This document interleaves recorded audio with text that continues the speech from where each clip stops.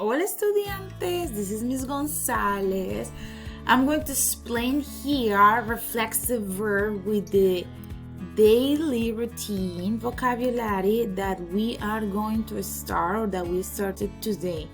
So the first thing that you need to know is that all these verbs that we have here, they are regular, which means that we are going to use the same rule of conjugation that we have been learning for the AR, ER, and IR verbs, which means that you drop the ending and you add one ending according to the subject. When I say subject, I mean yo, tú, ella, nosotros, ellas. So all these verbs are going to apply that rule.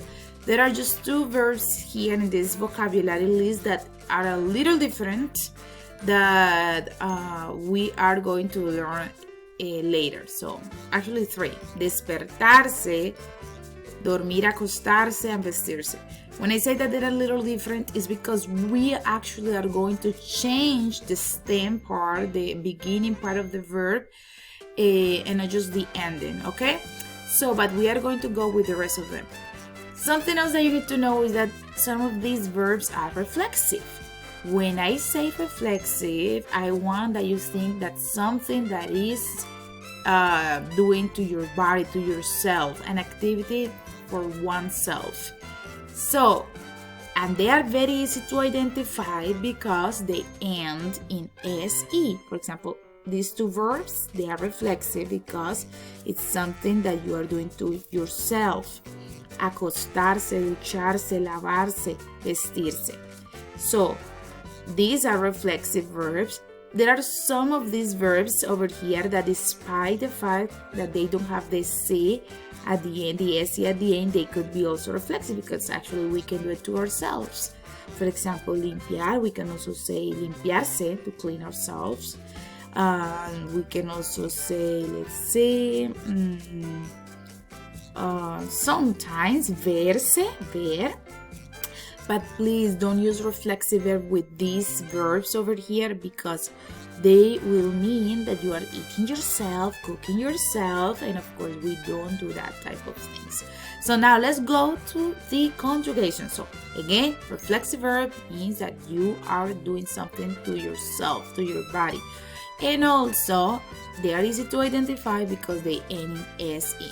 So here I have a verb, levantarse, and this means to get up, and it's a reflexive verb. So something that I want that you keep in mind is that when we have a reflexive verb, you need to pay close attention to this whole section because this section is what is going to change. So for example, if I want to say that I get up at 8 a.m., I'm going to say yo, which means I, of course. As I have say, I'm going to drop this and I'm going to add one of the pronouns that we practiced during class. So the pronoun for yo is going to be me. And then we are going to add the rest of the section of the verb. In here, when we drop the SE, we are going to end up with an AR verb. It means that we need to conjugate it as we have been practicing. And what is the conjugation for the AR verbs for the yo form? It's going to be O. And I'm going to make it in the same color here. So here we have, levantarse. It's going to be yo me levanto, and the complement a las 8 de la mañana, or you can also say AM. So I'm going to put this in a different color. This is basically what you have to do every time that we are talking about reflexive verb. We also have, for example, ducharse, which means to take a shower, to shower. So again, we need to pay close attention to this section. But this time, instead of doing with yo, let's do it with mi madre, my mom. The pronoun that is being replaced for mi madre is she, ella.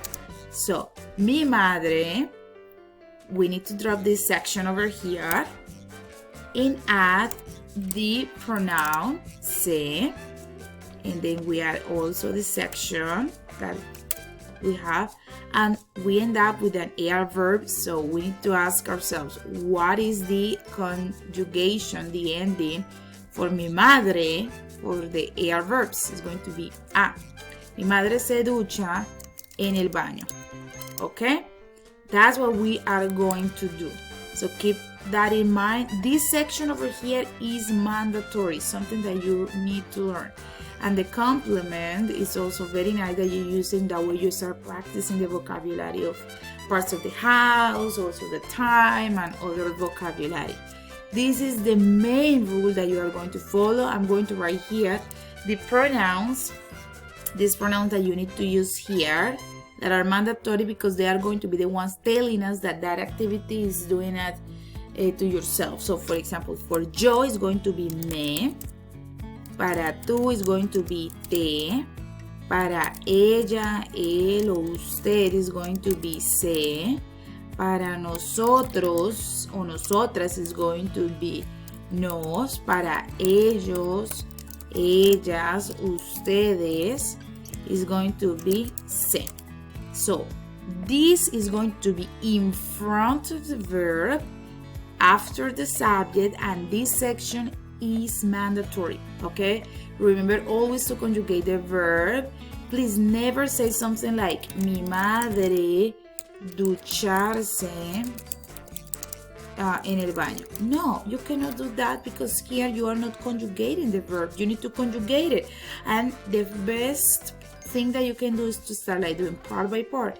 This section over here is going to be over here basically, and then we drop this and we add that. So in case that you have any questions, let me know, but I hope that this video can help you a lot to better understand this topic. And remember that this process is always going to be used for the reflexive verb. For the non-reflexive verb, which means that they don't end in se, for example, let's do it with cocinar.